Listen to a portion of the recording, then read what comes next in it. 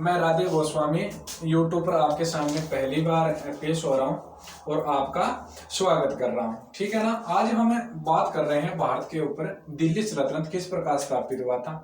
दिल्ली सल्तनत की यदि बात की जाए तो दिल्ली सल्तनत भारत में स्थापित होता है 1206 ईस्वी में। यह लगभग चला था 1526 ईस्वी तक। दिल्ली सल्तनत की नाम सुनते ही हमारे दिमाग में एक बात आती है, मुसलमान राजवंश। और सही बात है, आने भी चाहिए मुसलमानों की। दिल्ली सल्तनत का जो शासन था यह मुसलमानों का शासन था। और मुसलमानों के शासन की यदि बात की जाए तो ये मुसलमान कौन थे। भारत के बाहर के थे तो कहां के थे, भारत के अंदर थे तो पहले ये कहां पर रहते थे, अचानक 1206 में इसका शासन स्थापित कैसे हुआ, इनकी बात करते हैं। तो मुसलमानों की बात की जाए तो भारत में सबसे पहले जिस मुसलमान ने आक्रमण किया था वो मुसलमान अरब आक्रमणकारी था। और अरब आक्रमण या अरब शाखा का भारत के ऊपर आक्रमण होता है और यह भारत के ऊपर आक्रमण हुआ था सिंध प्रांत पर। मुसलमानों की यदि बात की जाए तो मुसलमानों की एक अरब शाखा थी, उस अरब शाखा ने आक्रमण किया था और आक्रमण होता है वो भारत के सिंध प्रांत पर। और जो आक्रमणकारी था उस आक्रमणकारी का नाम था मोहम्मद बिन कासिम। मोहम्मद बिन कासिम ने भारत पर आक्रमण किया था 712 ईस्वी में। और यह जो आक्रमण है यह सिंध के शासक राजा दाहिर पर होता है। सिंध का शासक था राजा दाहिर। राजा दाहिर के ऊपर यह आक्रमण होता है। इस आक्रमण के कारण बताए जाते हैं कि श्रीलंका और इराक, श्रीलंका और इराक दोनों के बीच में व्यापारिक संबंध था। दोनों के बीच में व्यापारिक संबंध था। तो श्रीलंका से जो जहाजी बेड़े जाते थे इराक, वो क्या करते थे, इस सिंध के थट्टा के निकट से होकर गुजरते थे। सिंध प्रांत के अंदर बंदरगाह था थट्टा और इनके निकट से होकर गुजरते थे। तो ये जो सिंध के लुटेरे हैं या थट्टा के जो लुटेरे हैं ये श्रीलंका से इराक जाते हुए इन जहाजी बेड़ों को इस स्थान पर लूट लिया करते थे। तो अब लूटने के बाद में नुकसान होता था इराक का। इराक वालों ने कई बार मैसेज दिया राजा दाहिर को, इसने कोई सुनवाई नहीं की थी। इसने कहा भाई या तो हमारी लूटी हुई सामग्री वापस दिलवाओ अन्यथा इसका हर्जा ना दो। तो इसने क्या किया, राजा दाहिर ने सुनवाई नहीं की। अब सुनवाई नहीं करता है तो इसी के परिणाम स्वरूप इराक के गवर्नर के दिशा निर्देश के अनुसार मोहम्मद बिन कासिम 712 ईस्वी में आक्रमण कर देता है राजा दाहिर पर। राजा दाहिर लड़ता हुआ वीरगति को प्राप्त हो जाता है। दाहिर की पत्नी थी राणाबाई, कड़ा प्रतिशोध लेती है रावण दुर्ग की रक्षा करने के लिए। इनका केंद्र हुआ करता था रावण के दुर्ग में। इस रावण दुर्ग की रक्षा करती है राणाबाई और लड़ती हुई यह भी क्या करती है, जौहर को प्राप्त हो जाती है महिला होने के कारण। जब जौहर को प्राप्त होती है तो यह भारत के इतिहास का पहला या प्रथम जौहर माना जाता है। दाहिर की पत्नी राणाबाई ने प्रथम जौहर किया था भारत में और हुआ था 712 ईस्वी में। और उस समय आक्रमणकारी था मोहम्मद बिन कासिम। और इसी के सापेक्ष देखा जाए तो राजस्थान का प्रथम जो जौहर या शाखा होता है वो होता है रणथंभौर में और यह हुआ था 1301 में, 11 जुलाई 1301 को। इस समय आक्रमणकारी था दिल्ली का शासक अलाउद्दीन खिलजी, दिल्ली सल्तनत के दूसरे राजवंश का।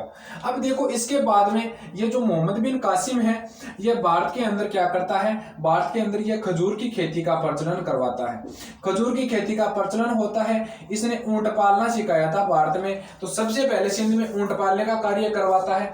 उसके बाद में भारत में सबसे पहले यह वसूलता है जजिया कर। जजिया कर सबसे पहले इसी ने वसूला था मोहम्मद बिन कासिम ने। और यह वसूला गया था 712 ईस्वी में। और कहां पर वसूला जाता है तो सिंध में वसूला जाता है। यह था मुसलमानों की पहली शाखा का आक्रमण। दूसरी जो मुसलमानों की शाखा आती है वो होती है गजनी। और इस गजनी की स्थापना हुई थी 962 ईस्वी में। गजनी की स्थापना 962 ईस्वी में होती है और करने वाला था अल्पतगिन। ये अल्पतगिन इसके गजनी की स्थापना करता है। बात पहुंच जाती है 977 ईस्वी तक। 977 ईस्वी में क्या होता है कि इस अल्पतगिन को हटाते हुए सुबुतगिन बनता है गजनी का शासक। और सुबुतगिन बनते ही शासक यह करता है भारत पर आक्रमण। तो भारत के ऊपर दूसरा मुस्लिम जो आक्रमण है यह हुआ था 977 ईस्वी में। किसने किया था, सुबुतगिन ने किया था। सुबुतगिन कौन था, 977 ईस्वी में गजनी का शासक बना था। अब देखो ये जो आक्रमण करता है 977 ईस्वी वाला, यह भारत पर दूसरा मुस्लिम आक्रमण हो रहा है गजनी से, और यह आक्रमण हुआ था हिंदू शाही शासक जयमल पर। इस समय भारत के अंदर हिंदू शाही राजवंश का शासन था और शासक था जयमल। इस आक्रमण में जयमल होता है पराजित।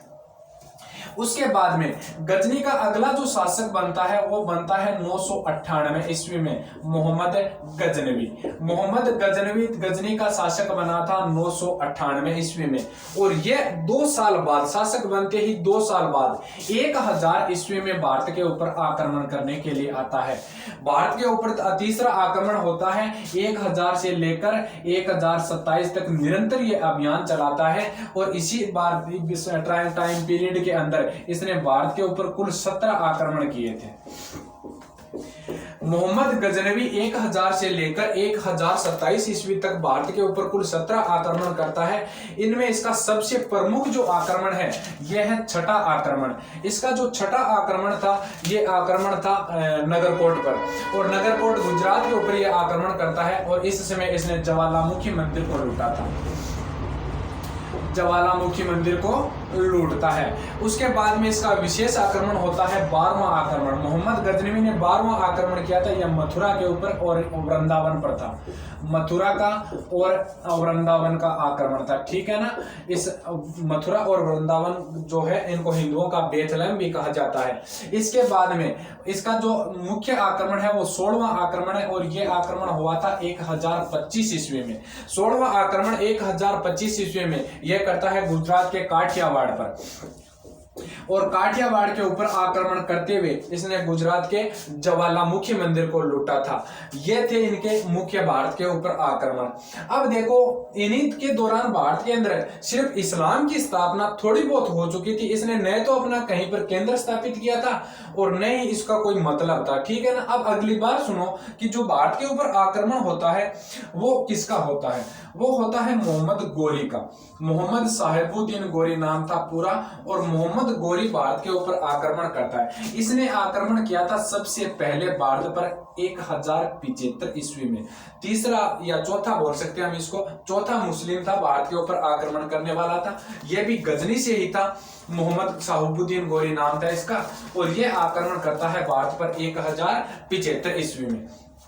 1075 ईस्वी में इसने जो आक्रमण किया था, ये आक्रमण किया था मुसलमानों पर। मुसलमानों की एक कर्माथी शाखा भारत के अंदर अपना शासन स्थापित कर रहे, तो कर्माथियों का इसने है ना वो किया था दमन 1075 ईस्वी में। अब देखो अगला आक्रमण या अगला अभियान लेकर आता है 1078 ईस्वी में। मोहम्मद गोरी 1078 ईस्वी में भारत के ऊपर आक्रमण करने के लिए आता है।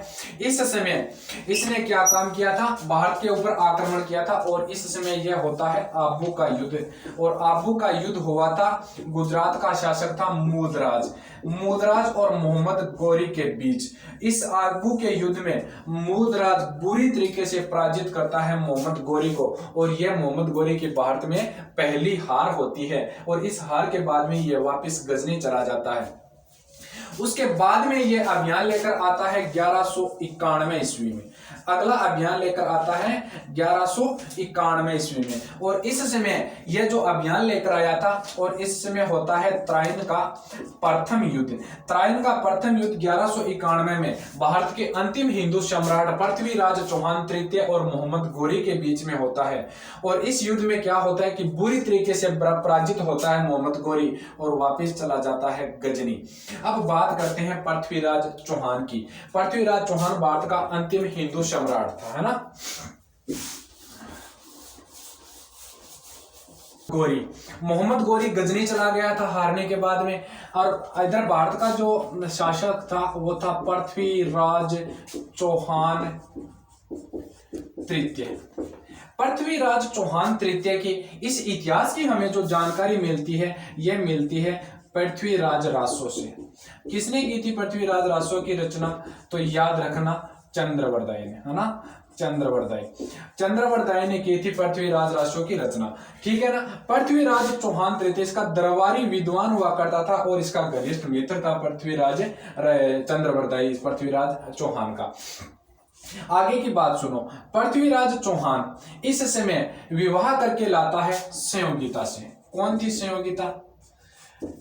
जयचंद गहड़वाल की बेटी थी, ठीक है ना, जयचंद गहड़वाल की बेटी, जयचंद गहड़वाल की पुत्री थी। और जयचंद गहड़वाल की पुत्री संयोगिता के साथ प्रेम विवाह करता है और यहाँ से ये इसको ले आता है अजमेर, और अजमेर लाकर इसने इसके साथ गंधर्व विवाह किया था। ये एक लव स्टोरी है और लव स्टोरी इतनी अच्छी नहीं होती है इतिहास के अंदर, छोड़ते इस बात को हम यहीं पर। ऐसा माना जाता है कि पृथ्वीराज चौहान और संयोगिता का प्रेम था और इस दोनों का विवाह हो गया था। मोहम्मद गोरी 1191 में तो हार कर चला जाता है गजनी, लेकिन एक साल बाद 1192 में यह पुनः भारत के ऊपर आता है आक्रमण करने के लिए, और इस समय वापिस वही त्राइन का मैदान है और होता है त्राइन का दूसरा युद्ध। त्राइन का जो दूसरा युद्ध है 1192 ईस्वी में होता है, और इसी समय अपने छल और कपट से इस पृथ्वीराज चौहान को बंदी बनाकर ले जाता है गजनी। पृथ्वीराज रासो के अनुसार गजनी ले जाता है, गजनी ले जाकर इनको अंधा करवाकर जेल में डाल देता है। पृथ्वीराज चौहान अंधा हो गया था, जेल में डाला था। ऐसा माना जाता है कि जब इसको बंदी बनाकर ये गजनी लेकर गया था तो दोनों आमने सामने बैठे थे, इधर चौहान बैठा था, इधर गोरी बैठा था। तो गोरी ने एक बात बोली थी कि आप है ना नजर झुकाकर बात करो मेरे से। तो इसने जवाब दिया कि राजपूत हूं, मैंने नजर झुकानी नहीं सीखी है, मैं नजर झुका नहीं सकता, गर्दन नीचे करनी सीखी नहीं है, गर्दन कटवा सकता हूं। तो इसीलिए गोरी ने इसको अंधा करवाया था। एक दिन की बात, यह पृथ्वीराज रासो का लेखक चंद्रवरदाई घूमता घूमता इस गोरी के दरबार में चला जाता है और इस गोरी को कहा था कि तेरे दरबार में आज एक ऐसा व्यक्ति है जो शब्द वेदी बाण चला सकता है। शब्द भेद से या आंखों पर जब तू पट्टी भी मान लेगा तो भी वो है ना अपना लक्ष्य भेद सकता है। तो गोरे ने पूछा वो कौन है, कि वो अजमेर का शासक है या भारत का सम्राट है, हिंदू सम्राट है, पृथ्वीराज चौहान, वो कर सकता है ऐसा। तब है ना गोरी की हत्या करने के लिए चंद्रवरदाई ने पृथ्वीराज चौहान को एक दोहा कहा था कि 4 बांस 24 गज अंगुल अष्ट प्रमाण। 4 बांस है 24 गज, ये तो है दूरी, अंगुल अष्ट प्रमाण, अंगुल अष्ट 8 अंगुल वो तेरे से ऊपर बैठा है, ता ऊपर सुल्तान तेरे से ऊपर बैठा है, मत चूके चौहान, कि चौहान तेरे को चूकना नहीं है। ये एक दोहा कहा था, 4 बांस 24 गज अंगुल अष्ट प्रमाण, ता ऊपर सुल्तान मत चूके चौहान। और इसी दोहे के दौरान पृथ्वीराज चौहान ने जो तीर चलाया था, उस तीर के कारण इस मोहम्मद गोरी की हो जाती है 1206 में हत्या। और कुछ इतिहासकारों के अनुसार ऐसा माना जाता है कि मोहम्मद गोरी यह लूटपाट करता है और इस पृथ्वीराज चौहान को पराजित करता है। उसके बाद में मोहम्मद गोरी यहाँ से निकलने की फिराक में था कि मैं अब गजनी जाकर वहां से मेरा राज्य चलाऊंगा। इसी समय सिंध विद्रोह होता है जाटों का और खोखर जाति के जाटों के हाथ लगता है। वो खोखर जाति के जाट या इस जाट विद्रोह में मोहम्मद गोरी मारा जाता है। अब देखो मोहम्मद गोरी की जब 1206 में हत्या होती है तो मोहम्मद गोरी निसंतान था। निसंतान होने के कारण भारत की सत्ता डगमगा गई थी और गजनी की सत्ता भी डगमगा गई थी, क्योंकि गजनी में भी कोई शासन स्थापित करने वाला नहीं था और भारत के अंदर पृथ्वीराज चौहान की मृत्यु के बाद में वैसे कोई शासन स्थापित करने वाला नहीं बचा था। अब दोनों के बीच में ऐसा एक जो संकुलन है वो बिगड़ जाता है। तो अब देखी जाए तो मोहम्मद गोरी है, इस मोहम्मद गोरी के आगे इसका उत्तराधिकारी तो होता नहीं है। उत्तराधिकारी न होने के कारण में इसका एक दास था, उसका नाम था कुतुबुद्दीन ऐबक। कुतुबुद्दीन ऐबक है, ये इसका गुलाम होता है और लाहौर की जनता थी, लाहौर की जनता ने आग्रह किया। लाहौर की जनता जब कुतुबुद्दीन ऐबक के सामने आग्रह करती है कि आप है ना जनता का समर्थन लो और राज्य स्थापित करो और अपना वंश बढ़ाओ आगे और भारत का शासक बनकर अपना राज्य चलाओ। ऐबक ने मना किया कि मैं एक दास हूं, मैं एक दास हूं, दास होने के कारण मैं राजा नहीं बन सकता। दास दास होता है, गुलाम गुलाम ही होता है, वो दास नहीं बन सकता, शासक नहीं बन सकता। तो यदि बात की जाए ऐबक की तो निशापुर का एक काजी था, निशापुर का एक काजी था और इस काजी का नाम था फखरुद्दीन। इस फखरुद्दीन ने इसके माता पिता से खरीदा था ऐबक को। कुतुबुद्दीन ऐबक को फखरुद्दीन खरीदता है और इसी फखरुद्दीन के यहाँ से इसको खरीद कर लेकर गया था मोहम्मद गोरी। तो जब मोहम्मद गोरी की मृत्यु होती है तो ये गोरी का दास था। ठीक है, इतिहासकार है एक हबीबुल्लाह, इतिहासकार हबीबुल्लाह ने इनको कहा है मामलुक। कहने का मतलब मामलूक जो शब्द है, इस शब्द का अर्थ होता है स्वतंत्र माता पिता से उत्पन्न हुए दास या गुलाम। तो इसके माता पिता थे, वो तो गुलाम नहीं थे, गुलाम था सिर्फ और सिर्फ ऐबक। अब लाहौर की जनता के आग्रह पर कुतुबुद्दीन ऐबक है भारत के अंदर अपना राज्याभिषेक करवाता है लाहौर में। इसने अपनी राजधानी लाहौर ही रखी थी और इसने जो शासन स्थापित किया था वो शासन स्थापित किया था गुलाम। क्यों? ये एक गुलाम था, इसीलिए इसने गुलाम वंश की स्थापना की थी। दिल्ली सल्तनत के वैसे 5 राजवंश है और वो 5 राजवंश कौन कौन से, पहले मैं उनके बारे में बताता हूं, ऐबक के बारे में हम बाद में पढ़ेंगे। ऐबक द्वारा स्थापित 2 राजवंश था, वो था गुलाम वंश। ये जो गुलाम वंश है, इस गुलाम वंश की स्थापना हुई थी 1206 में और यह चला था 1290 ईस्वी तक। 1290 में इन गुलामों को हटाते हुए जो है ना भारत के अंदर नया राजवंश होता है दिल्ली के अंदर, वो होता है खिलजी। और खिलजी आए थे 1290 में और यह चले जाते हैं 1320 में। 1320 के बाद में आते हैं तुगलक। तुगलकों ने अपना शासन स्थापित किया था 1320 में और यह चले थे 1414 तक। उसके बाद में खिज्जर, इसी को हम बोल सकते हैं सैयद। खिज्जर या सैयद शाखा आती है 1414 में और यह चली थी 1451 तक। अंत में आता है लोधी राजवंश। लोधियों की स्थापना होती है 1451 में और यह चला था 1526 तक। 1526 में इस लोधी वंश का अंतिम शासक था इब्राहिम लोधी और इब्राहिम लोधी मुगल शासक बाबर के साथ युद्ध लड़ता हुआ मारा जाता है। ठीक है ना, दिल्ली सल्तनत का एकमात्र शासक हुआ था इब्राहिम लोधी। दोबारा देखो, दिल्ली सल्तनत के अंदर 5 राजवंशों ने राज किया था। सबसे पहला राजवंश आया था गुलाम वंश और इस गुलाम वंश की स्थापना करता है कुतुबुद्दीन ऐबक और इसी को कहा जाता है दिल्ली सल्तनत का संस्थापक।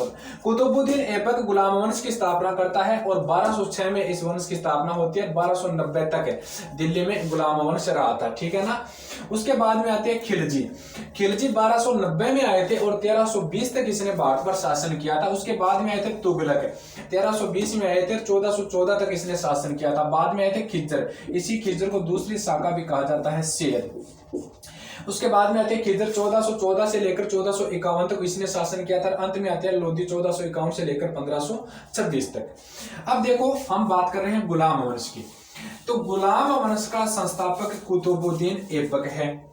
ऐबक शब्द का शाब्दिक अर्थ होता है चंद्रमा का स्वामी। फारसी भाषा का शब्द है, हिंदी रूपांतरण देखा जाए तो इस शब्द का शाब्दिक अर्थ होता है चंद्रमा का स्वामी। यह जो ऐबक है, इस ऐबक ने अपनी राजधानी रखी थी सिर्फ और सिर्फ लाहौर को। एक दानशील प्रवृत्ति का व्यक्ति था, दानशीलता का या दानशील प्रवृत्ति का था, इसीलिए इस व्यक्ति के पास एक उपाधि थी, वो थी लाख बख्श की। इसको कहा जाता था लाख बख्श। ज्यादा दान देने के कारण इस व्यक्ति को कहा गया था लाख बख्श। उसके बाद में जब गुलाम वंश की स्थापना के समय और अपने राज्याभिषेक के समय इसने 2 उपाधियां धारण की थी। एक तो थी मलिक की और एक थी सिपह सालार की। ये 2 साधारण सी उपाधियां धारण करता है। याद रखना, गुलाम वंश का या दिल्ली सल्तनत का एकमात्र शासक है जिसने सुल्तान की उपाधि धारण नहीं की है। बाद में लगभग सुल्तान की उपाधियां धारण करेंगे। यदि क्वेश्चन पूछा जाए कि भारत के इतिहास में सबसे पहले सुल्तान की उपाधि किसने धारण की थी, तो याद रख लेना उस गजनवी ने की थी, जो भारत पर 17 आक्रमण करके गया था। सबसे पहले उसी ने सुल्तान की उपाधि धारण की थी। मलिक और सिपह सलार की 2 साधारण सी उपाधियां धारण करता है। 1 लाख बख्श की दानशीलता के कारण इसको उपाधि मिल गई। उसके बाद में इतिहासकार हबीबुल्लाह, यह इतिहासकार हबीबुल्लाह एक नई उपाधि देकर जाता है, इसे वो है मामलुक। और मामलुक शब्द का अर्थ मैंने आपको बताया, स्वतंत्र माता पिता से उत्पन्न हुई संतान। उसके बाद में हाथी दान के कारण, हाथियों का दान देता था। हाथी दान देने के कारण इस व्यक्ति को कहा गया था पील बख्श। हाथी दान के कारण इस व्यक्ति को कहा गया था पील बख्श। ये तो है इनकी उपाधियां। इस गुलाम वंश के संस्थापक ऐबक के बारे में एक बात और मिलती है कि यह है ना कुरान का बहुत ही सुरीली आवाज में पाठन किया करता था। कुरान का बहुत ही सुरीली आवाज में पाठन करता है, इसीलिए इसको एक उपाधि और मिलती है, वो है कुरान खान की। और इसको हातिम द्वितीय भी कहा जाता है। ये टोटल इनकी उपाधियां हैं, इनको देख लेना। उसके बाद में याद रखना ऐबक के बारे में। ऐबक ने अजमेर पर एक अभियान लेकर गया था, ये अजमेर। इसी अजमेर अभियान के दौरान इसने निर्माण करवाया था 2.5 दिन के झोंपड़े का। 2.5 दिन का झोंपड़ा कहां पर है? अजमेर। प्रारंभिक शासनकाल में यह जो 2.5 दिन का झोंपड़ा है, यह एक संस्कृत पाठशाला थी। क्या थी? संस्कृत पाठशाला। इस संस्कृत पाठशाला के बारे में यदि पूछा जाए तो संस्कृत पाठशाला का निर्माण विग्रह राज चतुर्थ या विशल देव रासो ने करवाया था, और इसी पाठशाला को तुड़वाते हुए इस ऐबक ने यहाँ पर 2.5 दिन के झोंपड़े का निर्माण करवाया था। यह 2.5 दिन के झोंपड़े में ऐसा कहा जाता है कि या तो इसका निर्माण 60 घंटों में हुआ था, 2.5 दिन में हुआ था, या फिर पंजाब शाह का यहाँ पर उर्स लगता है, वो भी 2.5 दिन का लगता है। इसीलिए इस मस्जिद को 2.5 दिन का झोंपड़ा कहा गया है। 2.5 दिन का झोंपड़ा राजस्थान का पहला मदरसा या मस्जिद, इसको हम बोल सकते हैं राजस्थान का पहला मदरसा मुस्लिम स्कूल है, या इसको हम बोल सकते हैं कि यह राजस्थान की पहली मस्जिद है। इसका निर्माण इस प्रकार होता है। संस्कृत पाठशाला के रूप में निर्मित हुई थी यह चौहान वंशों के शासनकाल में, चौहानों के शासनकाल में, है ना।